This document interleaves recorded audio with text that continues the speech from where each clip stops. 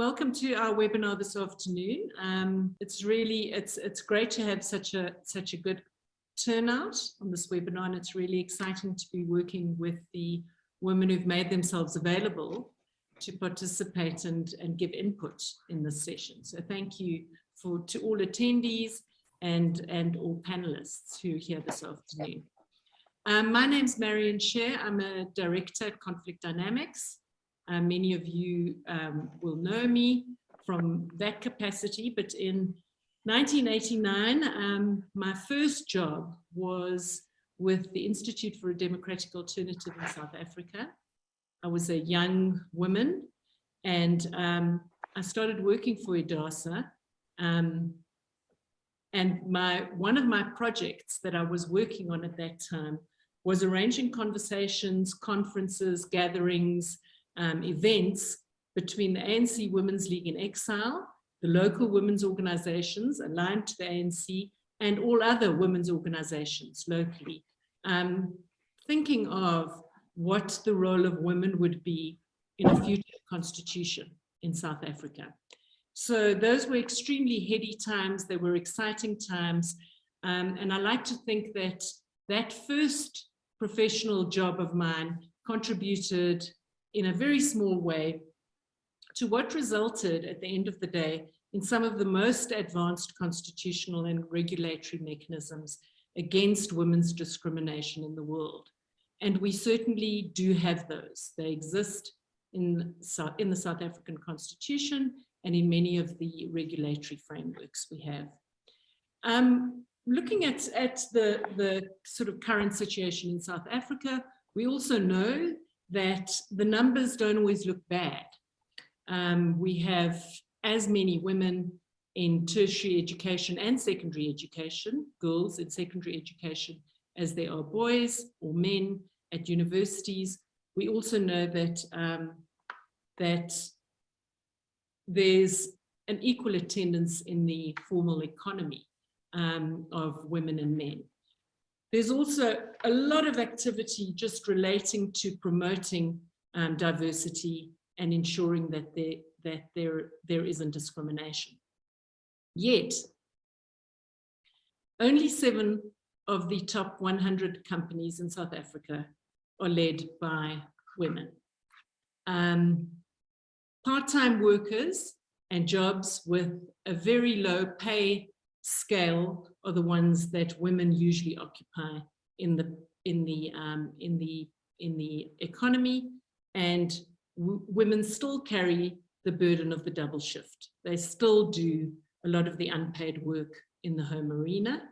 And on top of that, in the South African situation, we are faced with a scourge of women being the predominant victims of gender-based violence.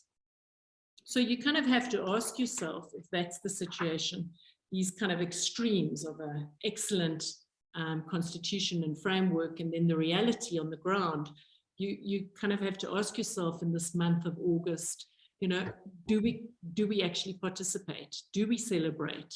Do we become much more active and advocate for women? And this year, for the first time, Conflict Dynamics has decided to kind of almost capitulate and organize events relating to women specifically, in order to discuss these issues, engage in these issues, and really contemplate where we are in this very small slice of the world of work in mediation. So we've run a couple of events this month. And what's interesting as well in terms of this context, and I'm really just setting the context here, is that Conflict Dynamics is a 100% women-owned company, and we're a 51% Black-owned company, Black women-owned company. So let's be kind of clear on that. We also, 83% of our full-time employees are women, and 50% of our panel is made up of women.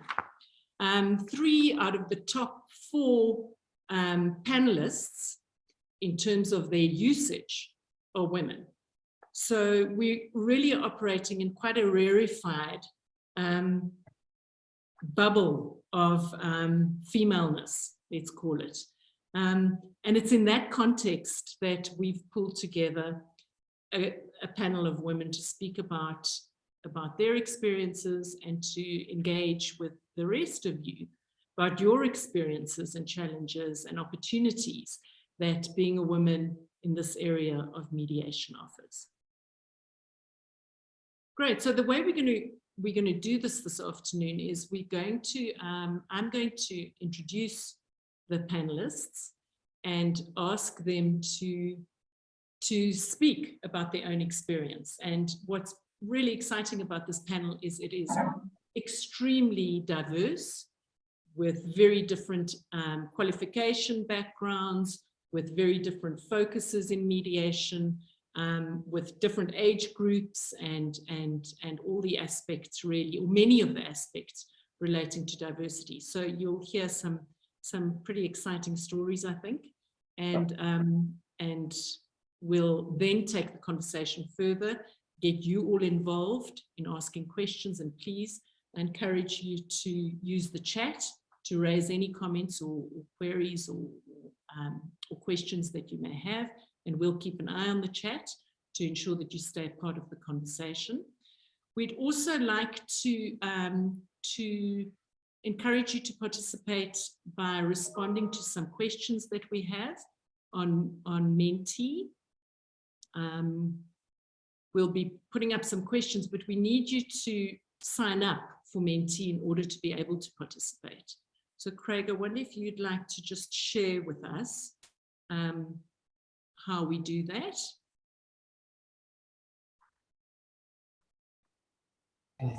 Hi, Marion. Sorry, I wasn't expecting to come on now. We could do it. It's quite quick when we share the Menti slide. One thing to be aware of is when you do respond to the questions, just use short, 1 or 2 words, 3 words at the most to create. We'll be creating a word cloud. Yeah, so you'll see there's a little link with a passcode, and I'm sure that you'll join that way easy. And Craig, you'll put the link into the chat so people can automatically just take it up from there. That's great. Yeah. So while our panelists are speaking, before we start engaging with you, if you could just look in the chat for that link, get yourself linked up to do Menti so that you can participate in some of the questions we have for you later on. Thank you, Craig. Sorry for putting you on the spot there. Okay, good. So I've decided that we'll ask our panelists to contribute in alphabetical order because there wasn't any other order that came to mind that made sense. So I'm going to start with Nayet. Nayet is a well-used and experienced mediator. She's been trained locally and internationally. But what's fascinating about Nayet is that she was the CEO of a publishing company, so she knows how businesses operate. She's led a business. She was also the COO of Section 27. So just a fascinating combination of being both in the commercial environment, but also in a public sector organization. And many of us know about the phenomenal work that Section 27 does. Yeah, this varied background really equips Nayet to mediate phenomenally. And the thing that always fascinates me about you, Nayet, is that you just have such an open mind. Every time I bump into you sharing new information and kind of cutting edge developments. And I think on this panel, you're probably the only person, I'm thinking you might be the only person who's been to Burning Man, because the last time I bumped into you, you just returned from there. So that's a feather in your cap as well. But yeah, let's start with Nayet to just give us an idea of some of your experiences and challenges as being a woman in mediation. Thank you, Marion, and thank you to everybody who's attending this webinar. We hope you find it insightful. And I've really enjoyed just the discussions we've had amongst the panelists so far. So I think as we discussed last time, that being a woman in it is one aspect, but it's wider than that because it's gender and race and in my, like you've mentioned, where I come from. So by nature, we are bestowed a certain kind of gravitas via a title. And when I decided to go out all on my own as a mediator, I wasn't the MD anymore and I wasn't the COO anymore. I was just a mediator. So just that was a different thing to get used to. And I explained some of the comments I had on my business card.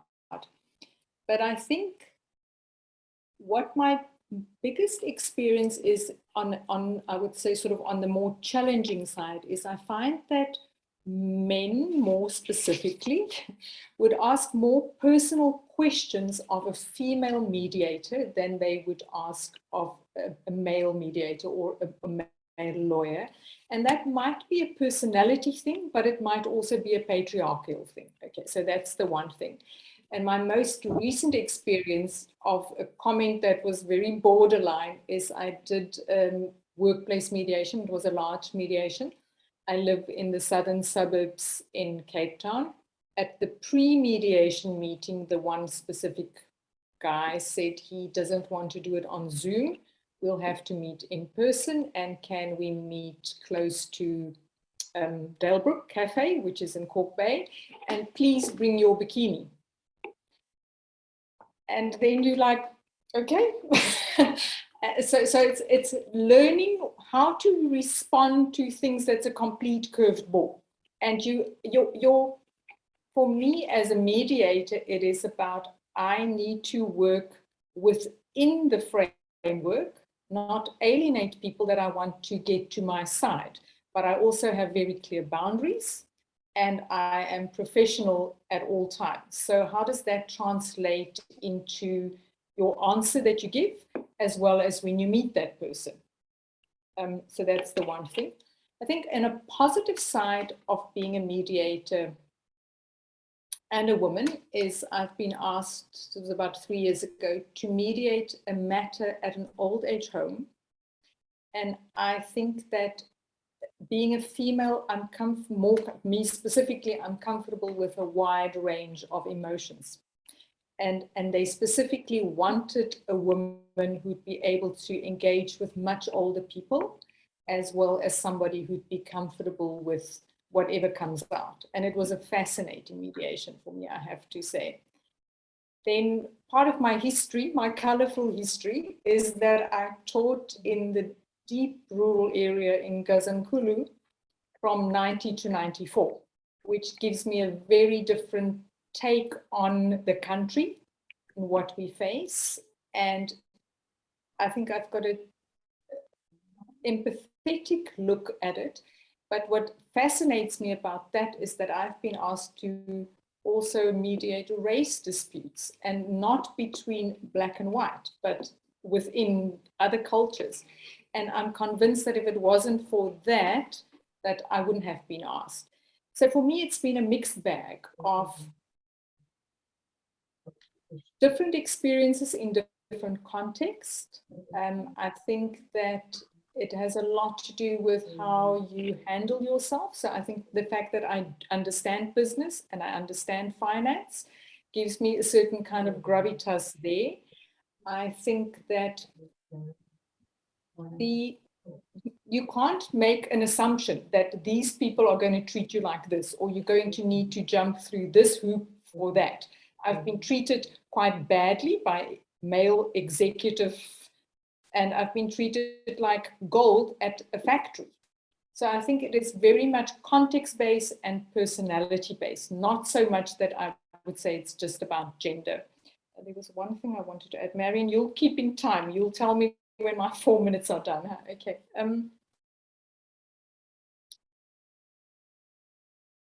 I think it is about how comfortable you are in your space as mediator. Because even though you might be a woman, you have certain things that you bring to the table.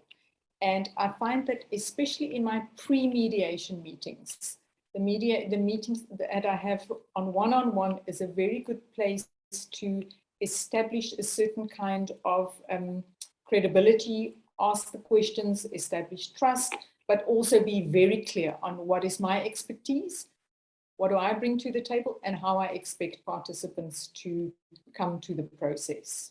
I think I'm going to stop there for now, and then if there are any questions, we can come back. Thank you. That's great. Thanks so much, Nair. Thank you. Some things to think about there. Yeah, and please feel free to put any questions in the Q&A. Any questions that you may have for the speakers or just more generally. Okay, the next person that I'm going to ask to speak is Siam. So Siam is an advocate. She clerked both at the Constitutional Court and the Land Claims Court. She has an MBA. She's been a corporate consultant. She has extensive forensic investigation expertise. And the thing that I have in common with Siam is we were both Rotary Exchange students as young girls, as 18-year-olds. And I'm just so impressed that she continued in Rotary and now is very involved in a program with the Mediation Beyond Borders International, where she skills people and communities on how to resolve conflicts and foster international understanding. So Siam, over to you. Thank you for that lovely introduction, Marion, and hello to everybody. I hope you're keeping warm on this very chilly day. I don't know what the weather's like in your part of the world, but it's quite cold in Cape Town. So one of the things I've found quite challenging as a woman mediator, just to also explain, I mediate mostly in the workplace. I do a fair amount of commercial work, but really the lion's share of my work is in the workplace. And I think the one thing I've noticed quite markedly is people projecting their fear onto me in that they're worried I won't be assertive enough or too passive enough. And the way I've looked at that is really just because of how they see conflict as being very adversarial in nature, and also their misunderstanding of my role as a mediator. So the pre-mediation sessions that we have are very helpful because it clarifies the role that you have as a mediator and also what the expectations are of you, because it's there during that space that you can build confidence and trust with the parties, especially if they expect you to take on a certain role. So in my other life, you know, I am an advocate, so to let them understand that that is not the role I'll be taking in a mediation. And as a woman, they do, and I mean, I had this as an advocate as well, so it's fairly familiar territory, where parties who have been through quite a difficult or traumatic experience are a little bit concerned that you will be unable to be assertive enough when the need calls for it, or that you won't be able to call out bad behavior or sort of have the strength to contain difficult people in a mediation, because they maybe see your range as a little bit more soft, and they don't understand as mediators that we've been trained to engage with conflict and how it presents itself very differently. And so there's a little bit of advocacy work that needs to happen in the pre-mediation session, just in terms of wielding your knowledge about conflict and conflict management, whether it might be building confidence in the industry. So for example, as Nayet mentioned, you know, the fact that you can read a balance sheet or something like that might build their confidence into your competence, because all of that is just layered in with the perception of how they see you, and they equate that with your ability.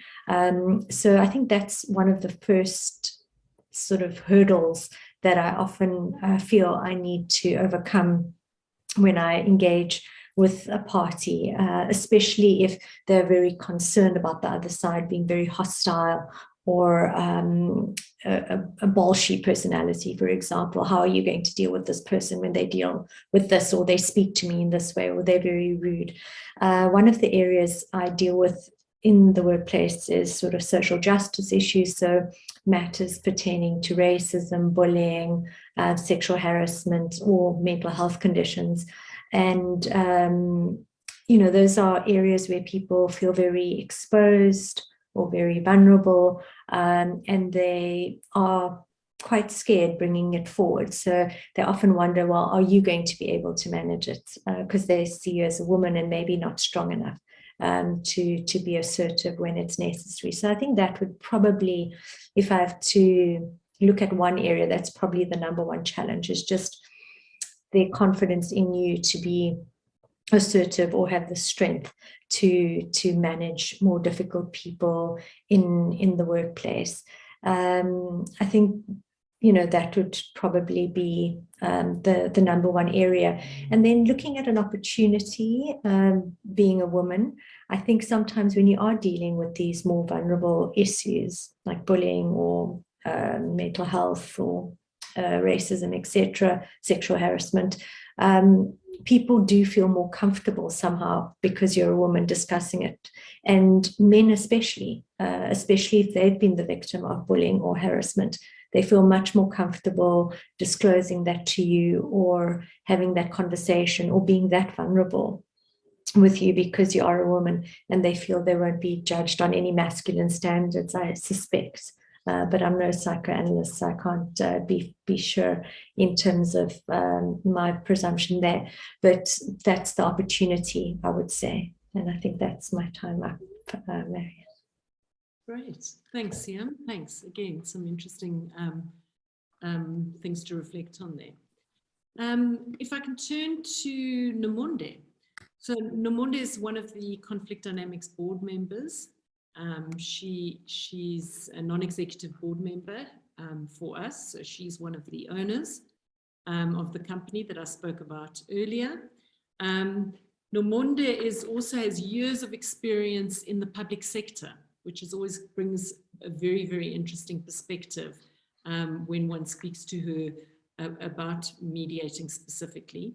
And she was actually involved in spearheading a lot of dispute resolution mechanisms in the public sector.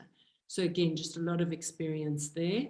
Nomonde has also published a book on dispute resolution and how it reduces costs and saves relationships specifically. So Nomonde, I haven't read that book. I was quite amazed to see that, so I do look forward to reading it. But over to you. Thank you, Marion. Good afternoon to all the participants in the webinar. Thank you for the opportunity to share my life story insofar as ADR is concerned. My journey with ADR started around about 1982 in the then Public Service Commission of the Transkei government, where they sought to find alternative ways to intervene in workplace problems, disputes, employees having challenges, and they didn't know how best, other than to go the disciplinary route, how best to deal with those. So that's when I was asked to start an intervention program. We started it. It was uncharted waters. It was a difficult time. At that time, the heads of departments were old Black males. I'm raising this because there's a heavy cultural content that goes with that. Here I was, a young woman who was now tasked with selling the idea of this intervention program to these old males who saw themselves as their word was law in their departments. Nobody would say anything, nobody would change the way they think. So one story perhaps that I had narrated to Marion, and I didn't think that I would share it with you, but I thought let me share it. Now I was sitting in the reception area of this HOD, seeking to talk to him about the program and what we seek to do and what we are doing. And as the PA was announcing my presence, she held the door ajar, and then she announced that I was here. And then the HOD was very angry, picked up the phone and phoned my boss and said, I'm going to say this in Xhosa and then I will loosely translate it later. He said, hey, uyandidelela, unthumelela umfazi into echama ihleli phansi. Loosely translated is, you don't respect me, you're sending me a woman, somebody who urinates sitting down. That is literally translated. Well, they had a chat. I don't know what my boss said, and finally was ushered in. And at that time, I was sitting in the reception area. I was thinking, how am I going to respond to this insult? Because I've heard it. So I went in and I said, oh, say, well, you know what? The urine is not in between my ears. It's only the gray matter there. Maybe we could, now that you've dealt with the urine matters, we can then proceed with the business of the day, because it's the gray matter really that's going to speak now. Of course, he chuckled and he was embarrassed that I heard him. But yeah, we proceeded. I tried to make it light, but I was angry inside that I was insulted that way. So yeah, so those are the types of, you know, back slap, if you wish, that you sometimes get, depending on also the power differential, because they were very senior people. I wasn't that senior in the public service at that time. That's one experience. The other experience that I would, when I joined after 1994, I joined now the public service, the Greater South Africa Public Service in the Eastern Cape Provincial Administration. I was at the core of the bringing together the three administrations, Ciskei, Transkei, and the rest of the RSA in the Eastern Cape. So I was central in that. I brought with me that experience from Transkei of these interventions. But now the unions were very active. The labor legislation had been introduced. There was a lot of conflict at the workplace, and we were trying to resolve some of these and also getting involved in the bargaining councils, etc., etc. The attitude had changed somewhat from the cultural stereotypes about women. But you could still see that although the Constitution was saying, you know, equality and all of that, but you could still feel that there's kind of a glass ceiling that you, as a woman, you have to knock on for you to be admitted. And there's this mansplaining. And you know, as if you as a woman, you need somebody else to help you explain your viewpoint. And you find that sometimes you get into a pre-mediation meeting, and you are going through with the parties what the mediation is about and what they should be looking forward to do, and what you're going to, how it's going to pan out, and what your role is. You find that, you know, if there are more men that you are dealing with as parties, you find them that they tend to want to finish your sentences for you. explain what you are saying for you, as if you are not adequate to explain yourself, you're not adequate to put your viewpoint across.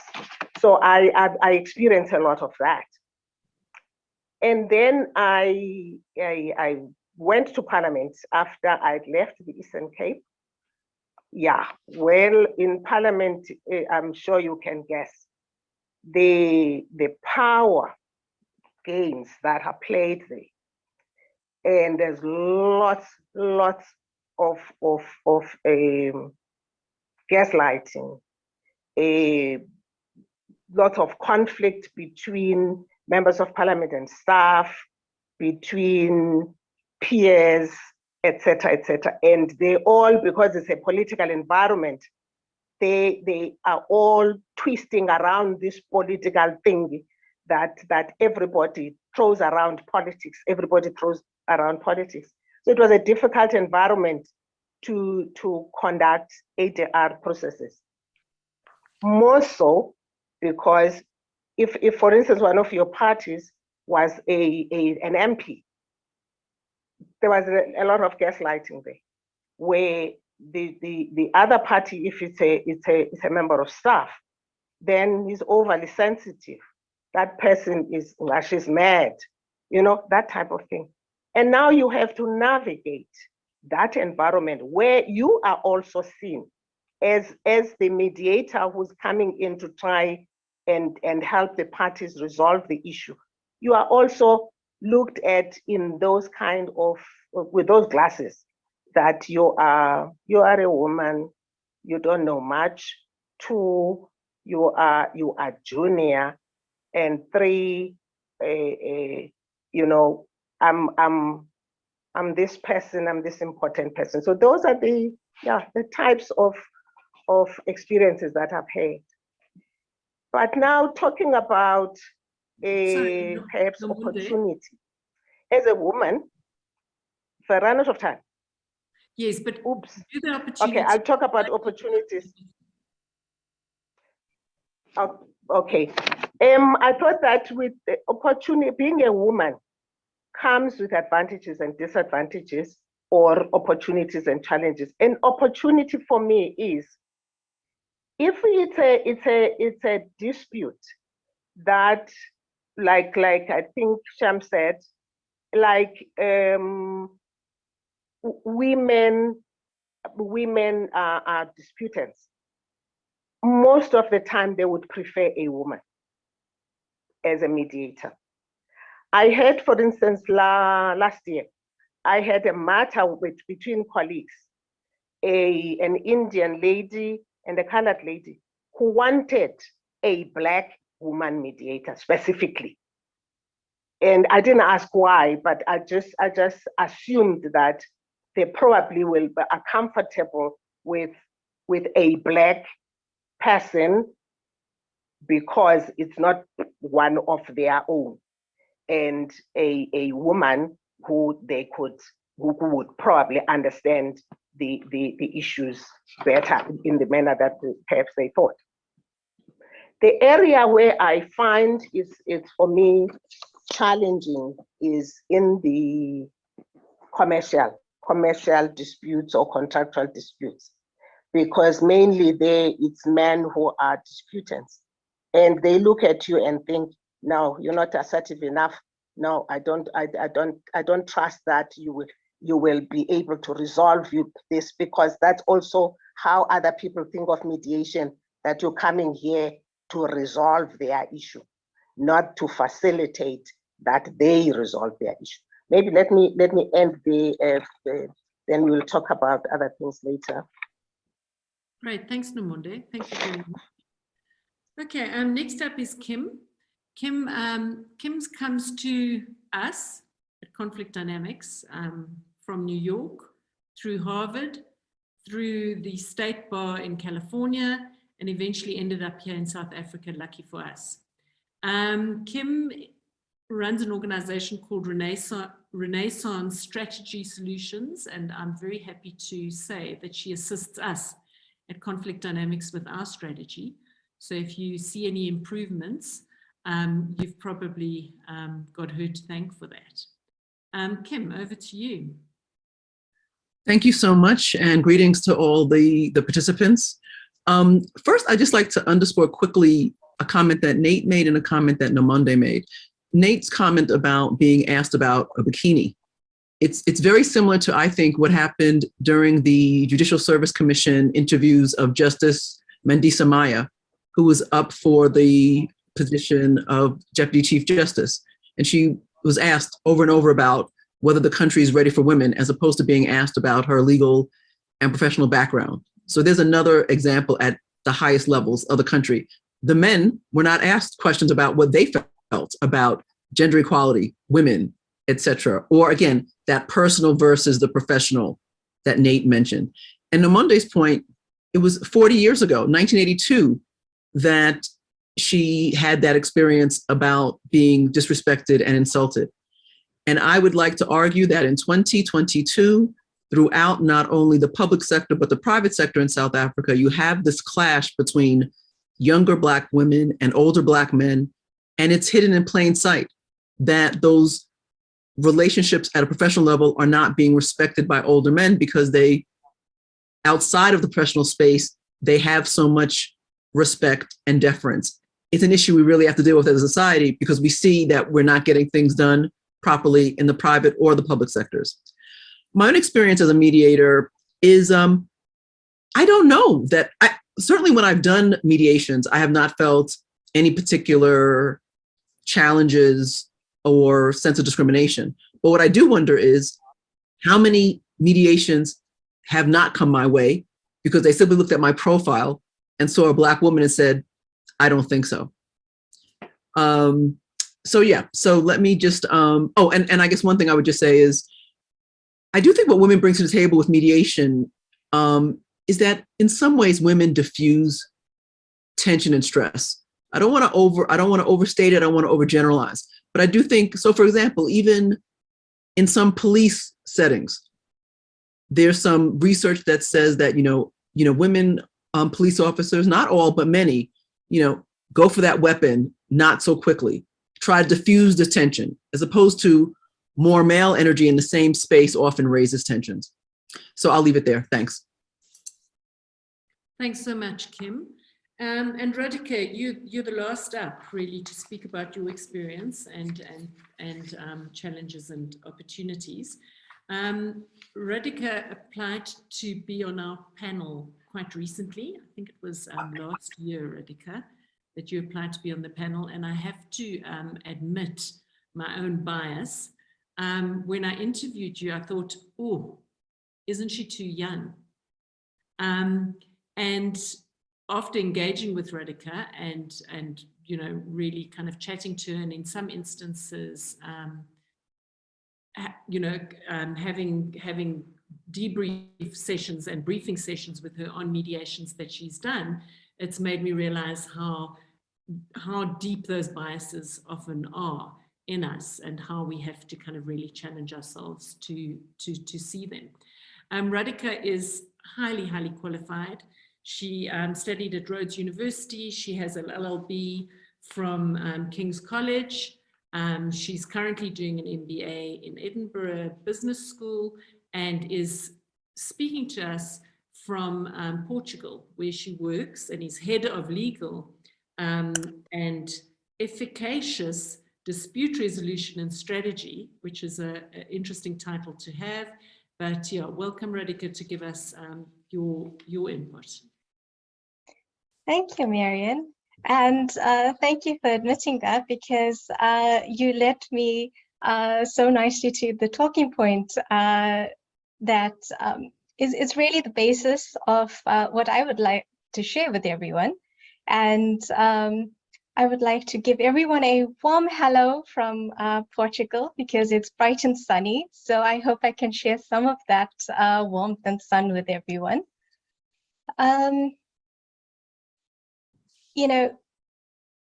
wouldn't say like age is something that I consider or is at the top of my mind.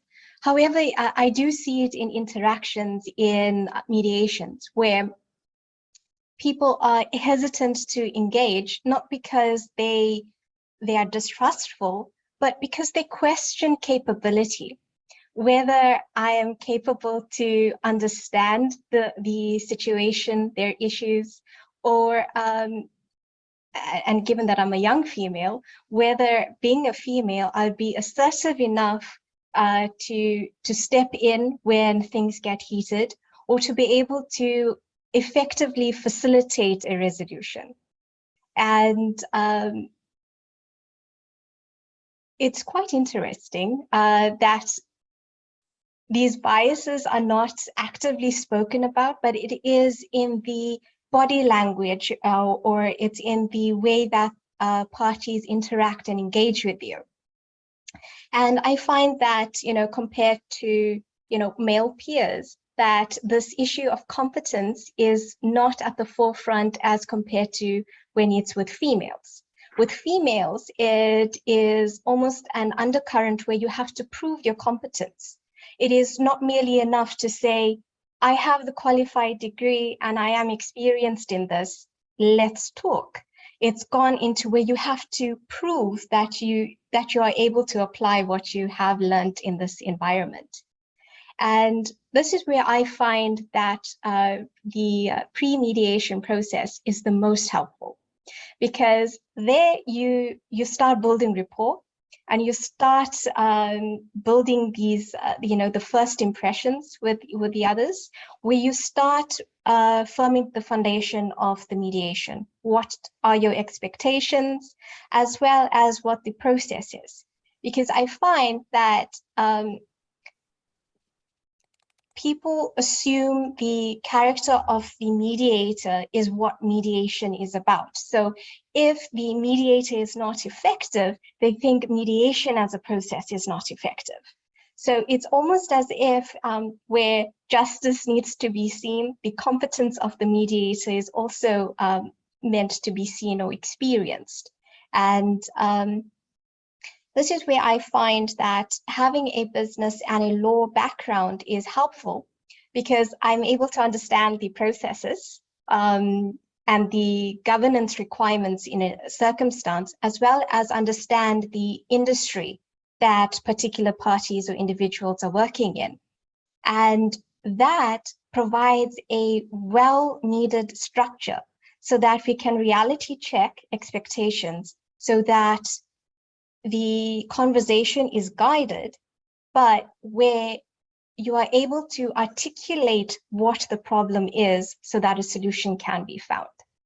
And this is where the training of the mediator is so important, that where a mediator is able to not merely facilitate, but to hear and understand what is not said, what the underlying issues are, and to bring that to the table. And I find that being a woman is effective in doing that, because see, most of the mediations that I have done, they're predominantly with male parties.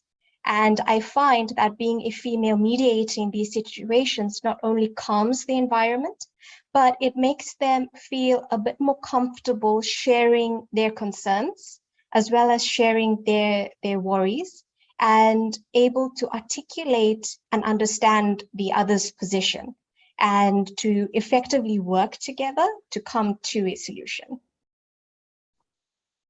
Great, thank you. Thanks, Radhika. Thanks very much. Okay, just to give everyone else an opportunity to give us a bit of an insight on the panel here, what the challenges are that you're facing as mediators, or as parties in a mediator, if you're not a mediator and have joined the webinar.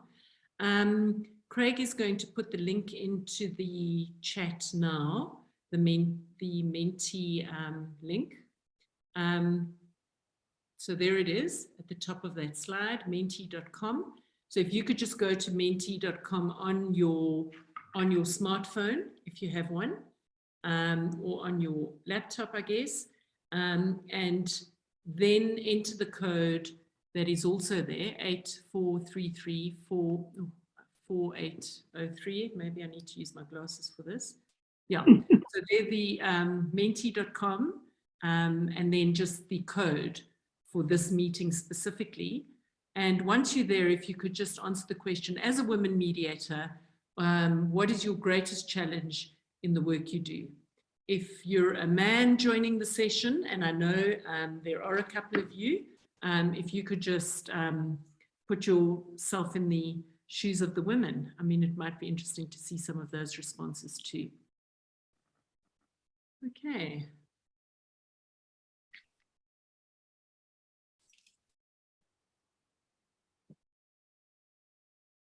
Please shout if you're having problems, but it should be quite intuitive once you're at menti.com. And then if you could just answer that question for us and we'll start. Ah, there we go.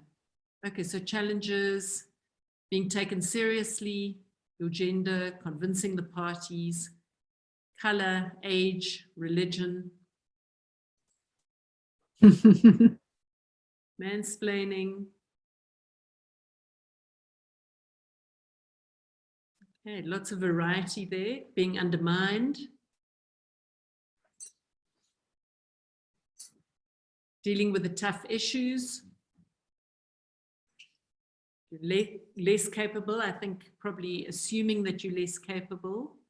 Your competence being questioned.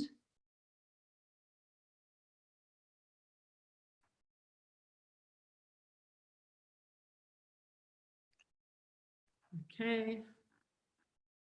Quite a lot of variety, nothing standing out specifically, which is interesting because, of course, we all have very specific and particular experiences. But age seems to be a big one that's coming up, becoming bigger. Race and color. Being bullied as a mediator, interesting. Being passive, so being assumed to be passive, I guess. Sexualization, which is something that's also been raised by the panel. Thought to be aggressive.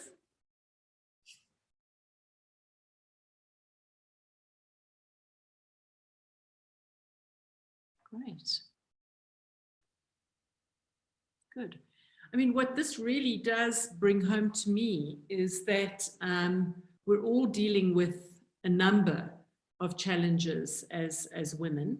And, you know, I mean, it's an issue that came up on our webinar last week as well, is that there are a whole lot of different challenges that you face as a mediator. And they're very different for each person depending on how you present yourself and your own probably insecurities about what you're doing. The one issue that came up quite often by the panelists is how the issue of challenging. And Nomonde, your story really epitomizes that issue of challenging someone who has prejudice against you or has rejected you for some reason, for some discriminatory reason. And it's just really a question that I want to put to the other panelists. I mean, the issue of challenge, I mean, as a mediator, we play a very, very specific role. We're there to mediate between the parties.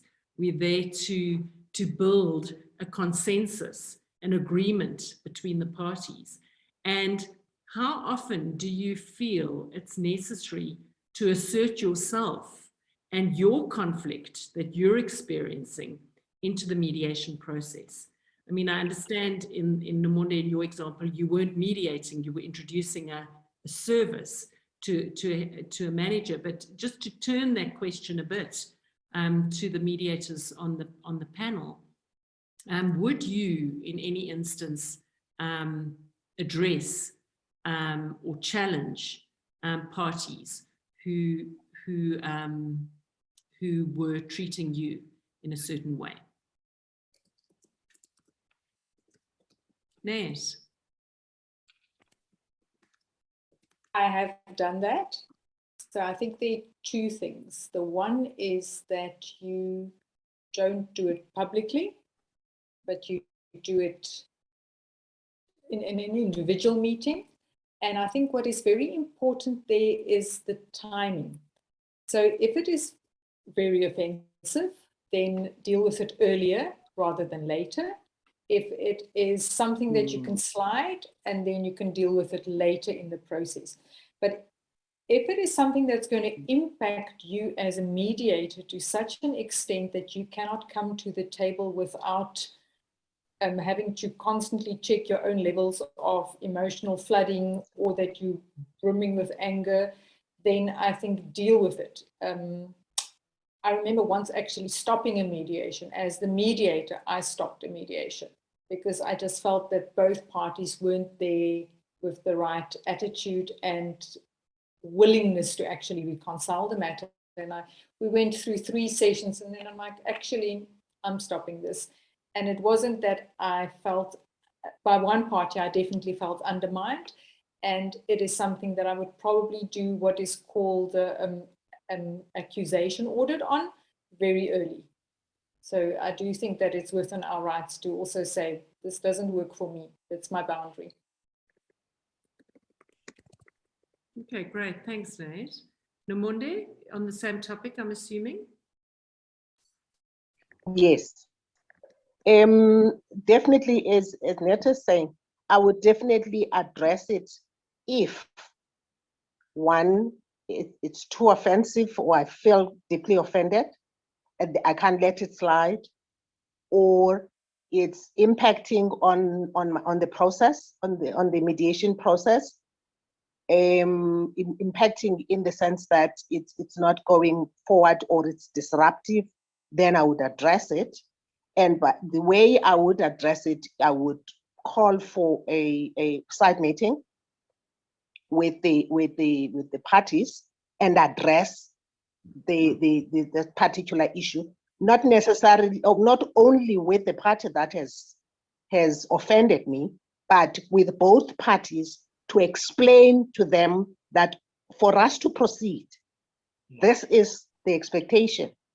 It would probably be something that I had already dealt with at the pre-mediation meetings, at the conclusion of the agreement to mediate, where all the rules of engagement and rules that we are going to continue with, it probably would have been addressed at that stage. So if I feel that those rules were agreed on are being violated to the extent that it is very offensive to me, I would definitely call side meetings and deal with that. And I would indicate to them, because as we say, mediation is voluntary. It's voluntary for all the parties, including the mediator. So I would also say, listen, beyond this, then I will have to call it off. Thank you. And that really gives quite a strong sense there. I mean, I would have thought mediators would say, no, this is not about me, it's about the process. But I do hear what Nomonde and Nate are saying, that you become part of the process. And it's important to appreciate that. There's a question that's come up in the chat, which is absolutely fascinating, and probably also links to this issue of women's authority as mediators. And Lillian, you've raised the question about as to why only 2%, and I'm fascinated by the number, of mediators in all major peace processes between 1990 and 2017 were women. Only 2% of mediators were women. Why are mediation positions not publicly advertised? So that's the question that Lillian raises. Kim, you've indicated that you'd be quite interested to speak to that. Yeah, I thank you for the question, and thank you for the opportunity to answer. I love it when conversations bring up the obvious contradictions and the obvious injustices.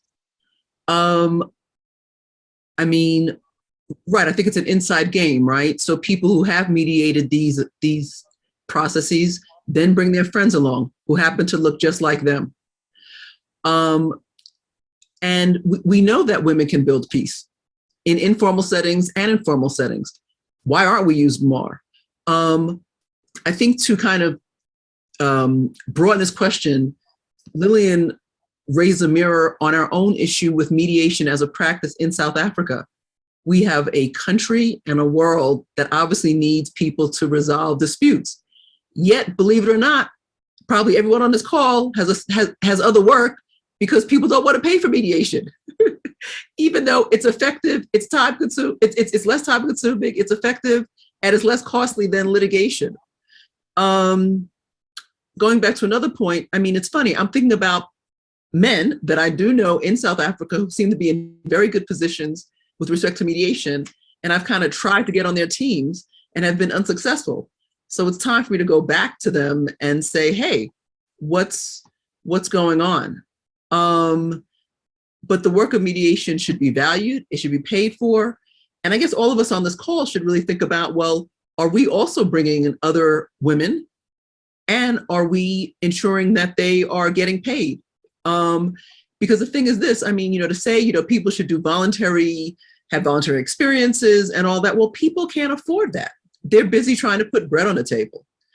So Lillian, I don't think I've actually really answered your question so much as comment on it, but thank you for that. Thank you for that question. And what we struggle with at Conflict Dynamics is ensuring that there's a real industry that can really pay people to do the work that is so valuable and required in this country. Lillian, maybe you have some ideas and we should talk about that after this webinar. Thank you.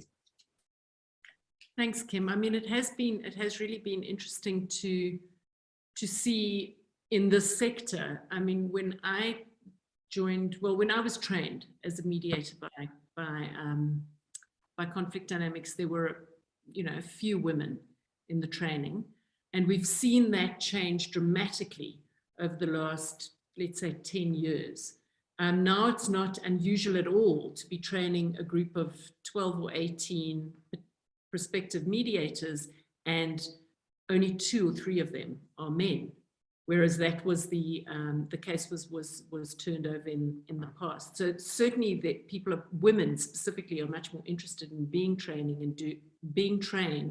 and doing this work.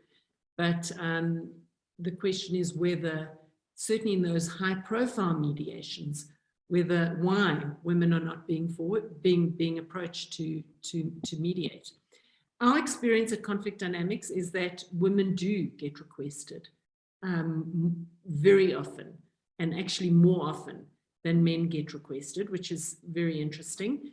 And we also have an approach that if the parties don't have a preference, we put forward a diverse group of 3 candidates. So we make sure that the 3 that we propose to the parties are diverse in terms of gender and race.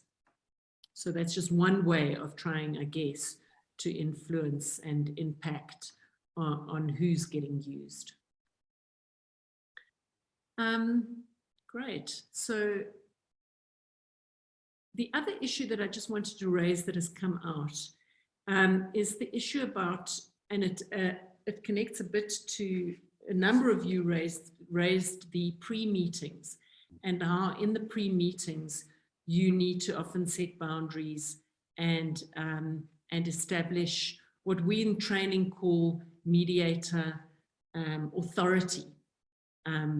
So I'd be interested to hear some more tips really on how you do that in a way that gets the parties to buy into you as a mediator, but also a woman.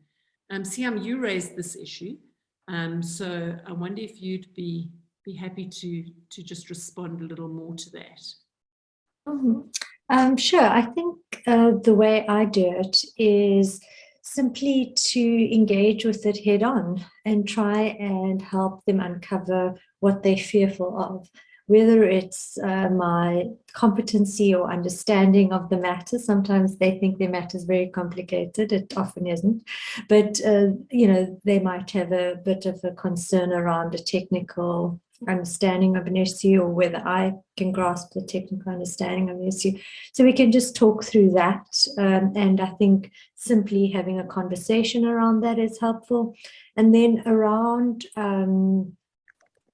being assertive, it's often dealing with the person who's fearful about coming into mediation with someone who they perceive to be a difficult person, and how are you going to manage this difficult conversation, or how are you going to manage it if a person is going to blow up, etc. So what I feel is a helpful technique is to actually talk them through it and say, well, what would be an outcome that you would like to see, and then help them understand that necessarily following through their usual response to conflict isn't necessarily the most constructive or efficient way to deal with it, or the most productive way to deal with responding to conflicts.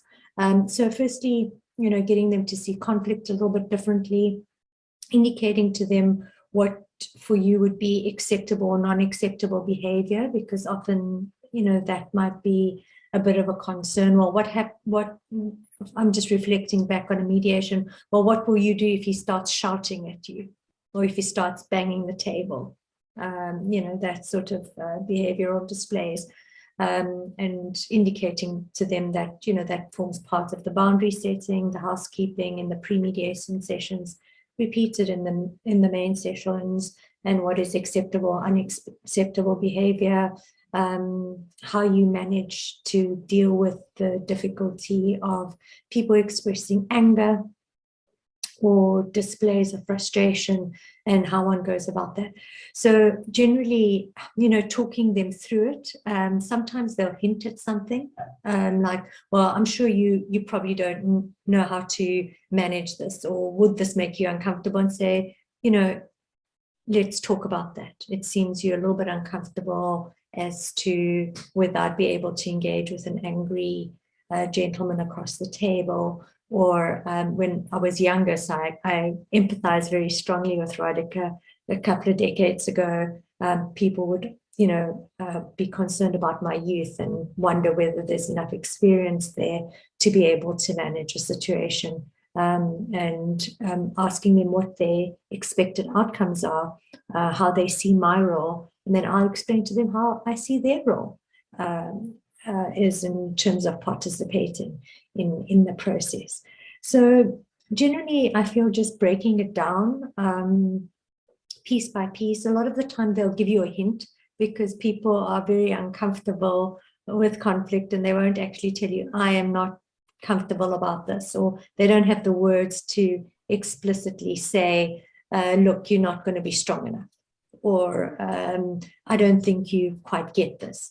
So they'll test you in kind of funny ways. They'll put in, like, for example, I had a technical mediation several months ago, and they said, yeah, well, are you going to understand when they talk about the SQL stacking that's not going to, and then, when you speak to them and ask them about whether they're using stacking or containerization, and how are they managing their technical structures, etc., then they feel a little bit more comfortable. But then it's for you as mediator to say, look, you asked me this question, are you concerned that I don't understand some of the complexity around the subject matter?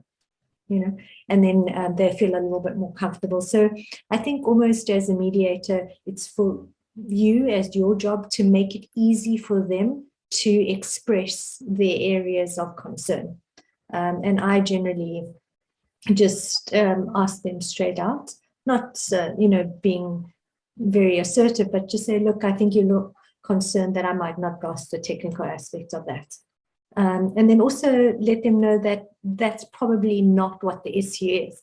The issue is probably around a relationship or around something else in any event. But yes, I do have enough, capacity to grasp your technical discussion as well, or engage with it in a meaningful way. So I think that's probably the best approach, because as I did mention, they're projecting their fear onto you, that they've been living some sort of traumatic experience for a while.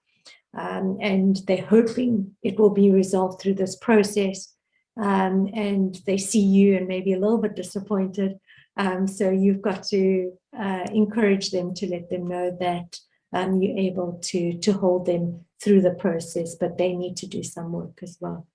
So that's generally how I would approach it. But to be able to have that conversation, and I think in that way, when you're able to call it out and say, look, I think you might be concerned that I can't grasp the technical aspects of this, or I think you're a little bit worried that I won't be able to call out bad behavior or be assertive or deal with someone that's angry. Let's talk about that. Even in doing that, I think it builds their confidence, because they realize, like, sure, well, they're ready to call me out right here and now. So I think it'll be okay. And then, they get more confident in your ability then. So that's how I deal with it. But yes, very much agreeing with Nayet. Private session is the place to do that, certainly not in a joint session. Mm.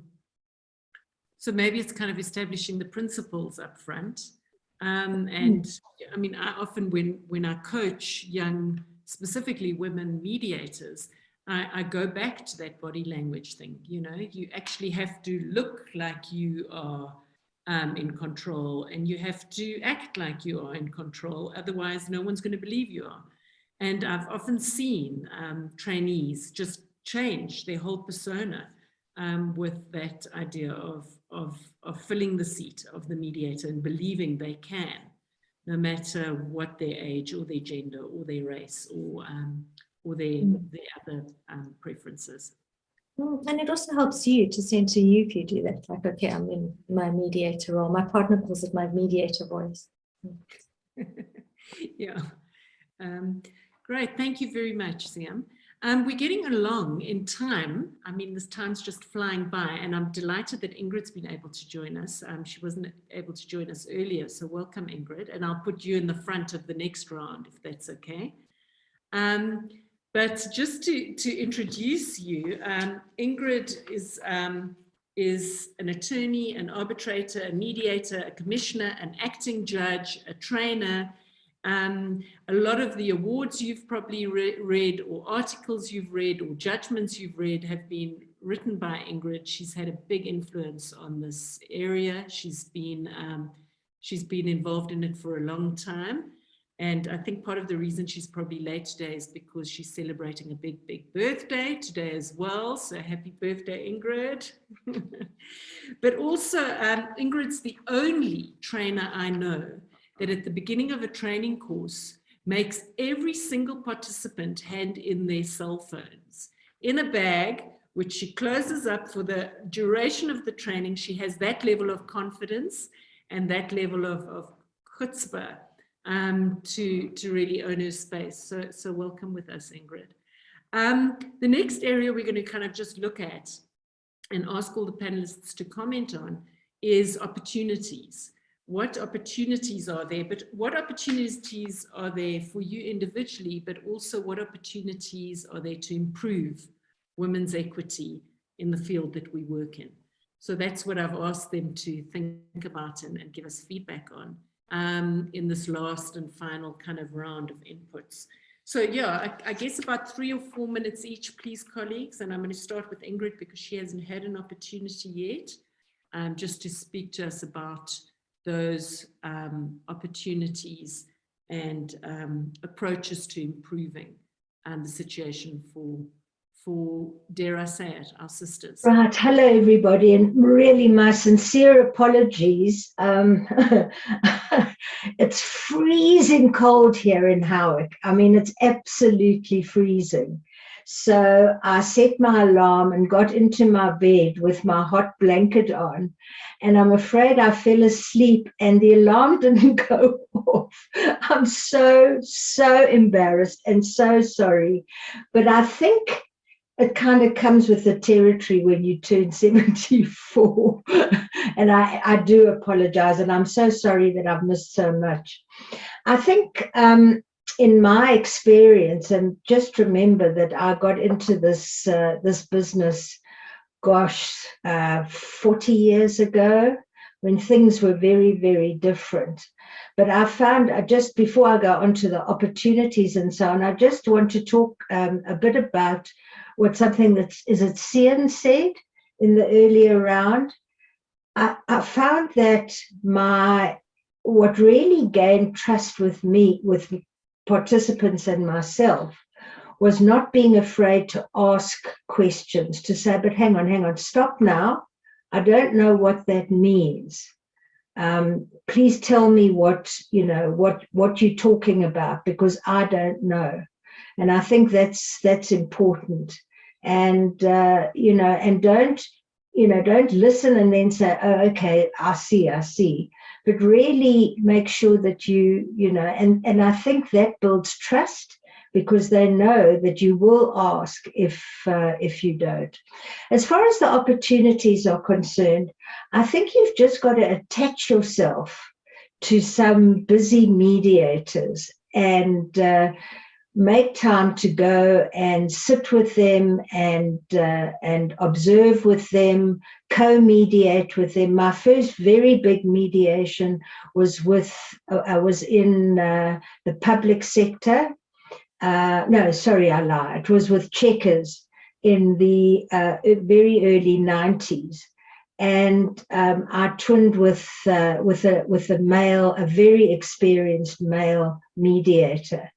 And gosh, just in that one mediation, I learned so much.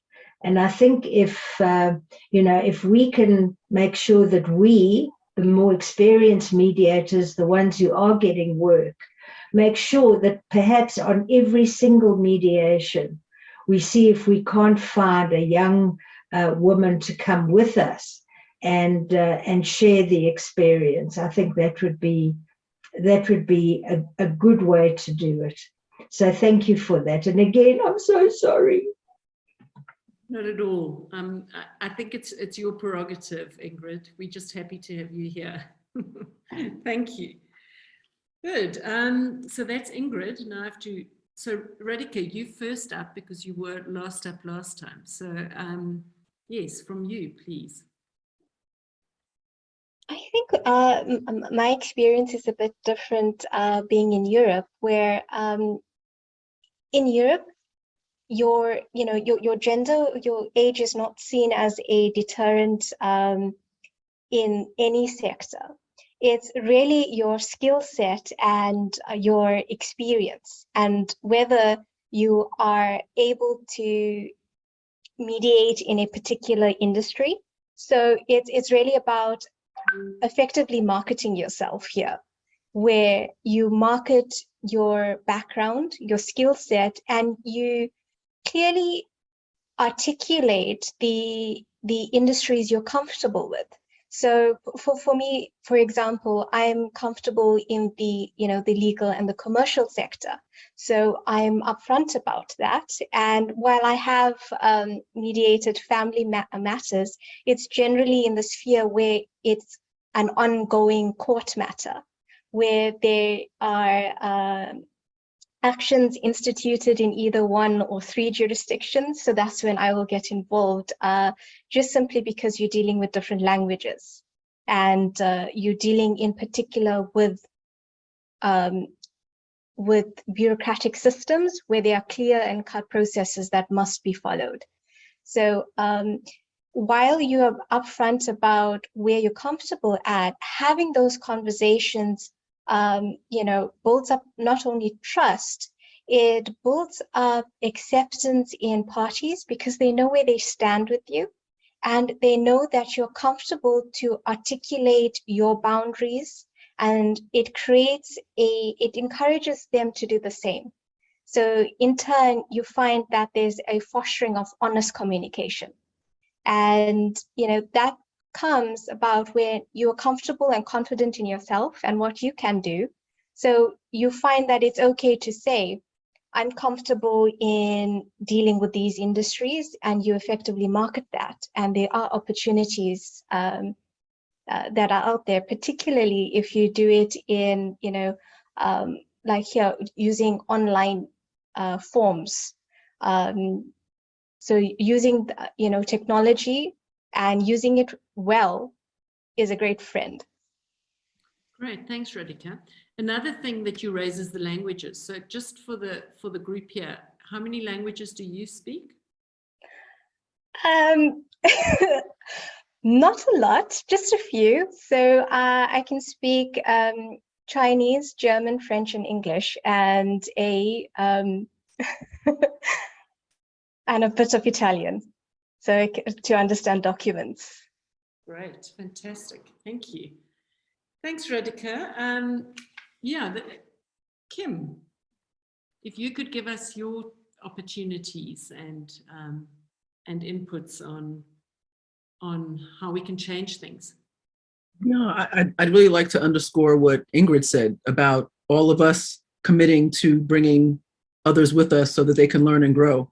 And on that point, also, so the future mentees and proteges out there, really be responsive, because anyone who is in our position is really busy. And so when you seem nonchalant, that's not going to be good for you. I think, all of us are so busy being busy and just, getting through the work and making sure the bills are paid, that we do what's urgent and not what is important, which is what is strategic. So, where's that thought piece? Right. I mean, there's been a big debate around the war in Ukraine and how, South Africa's position has been seen as so problematic and acquiescing. But wait, isn't that a foundation to have a public conversation about the role of mediation, diplomacy, and peaceful conflict resolution? So how come we don't all haven't written a whole bunch of op-ed pieces to that effect? I think your brand. What is your brand? Maybe in Radhika's case, she can distinguish herself because of her languages. Maybe in Namandi's case, it's that she's got a lot of public service experience, and maybe she's got public and private experience. So I think thinking about your brand and how to put it out there to distinguish yourself, and I think just constantly, speaking up the issue of mediation, and that it's not that alien. I mean, the African tradition of the family meeting, that's a kind of mediation. So, I think people hear mediate and they get all like, oh, what is that? It's a conversation that someone's helping to guide, and the people who are having the conversation are the ones coming up with the solution.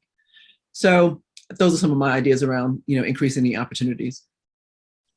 Great, thank you, Kim. Thanks so much. Nomonde. Yeah, I think for me, it's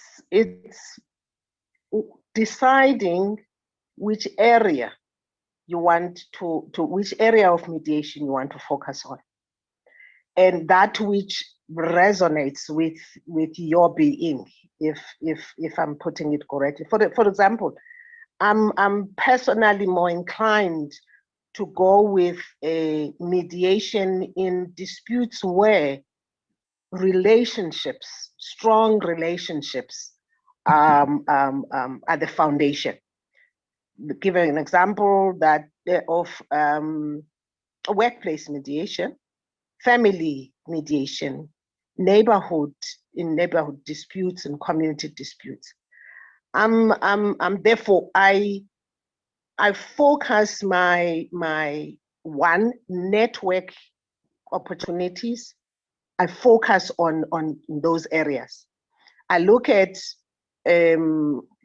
if I get an invitation or I see something advertised or a webinar or something, what's it talking about? Is it the area of my interest? And then if it's an area of my interest, then I attend. I participate in those discussions to create networks. I cannot overemphasize creation of networks, because as an example, I'm a panelist of the Ombuds Office of the World Bank Group.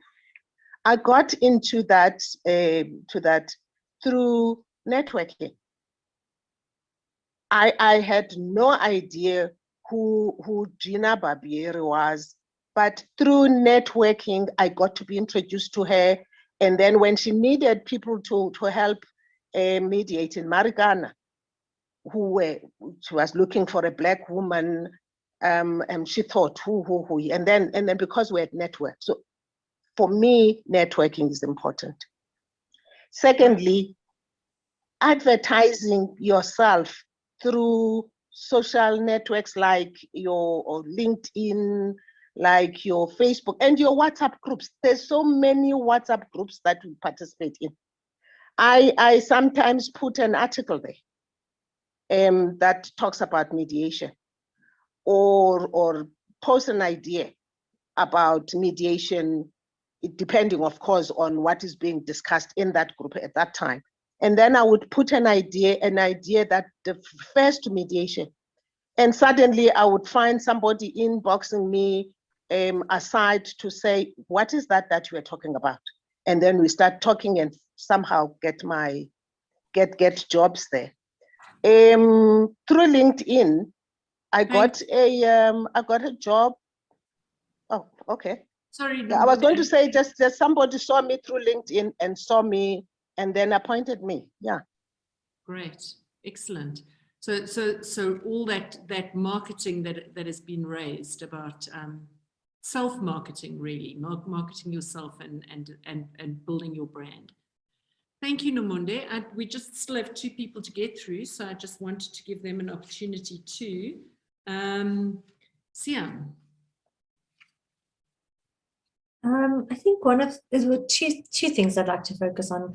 The one is not to leave behind all the other experiences you've accumulated along the way. So, for example, I worked as a forensic investigator for a long time.